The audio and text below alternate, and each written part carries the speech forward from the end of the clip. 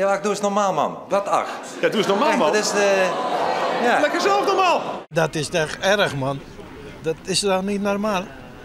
Die kan je gewoon netjes behandelen. Er komt wel een beetje leven in de brouwerij zo natuurlijk. Maar het is wel een beetje onbesport. Ik dacht, oh wel, dat ik denk, jongen, je verliest we stemmen, maar... Ja, ik doe eens normaal, man. Wat ach. Nou, dat vind ik net echt normaal. Dat vind ik net kind eigenlijk, dat jij het net zei.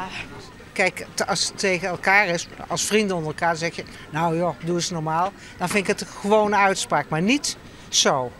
Ja, het lijkt mij niet normaal om zo op zo'n manier met elkaar om te gaan voor het oog van de camera. Iedereen die het ziet. Als mijn zoontje dat zegt, die is 7, dan zit hij op zijn kamer. En wel een hele avond. Ja, doe eens normaal, man. Dat is de... Ja. Lekker zelf normaal. Ja, het is fatsoenlijk houden niet, het er niks verkeerds uit. Alleen wat een andere benaming. Zie je dat hij hem nou voor idioot uitmaakt, dan had het wat anders geweest. Maar je moet er de lol ervan inzien. Niet? Kijk nou naar het Engelse kabinet, hoe dat vroeger was. Als je daar nu naar zagen en je verstond het een beetje, dan was het ook lach ik hier een bureau. Nou, dat is hetzelfde. Snap je dat de mensen daar zo moeilijk over doen? Je moet erover kunnen, niet daar zitten.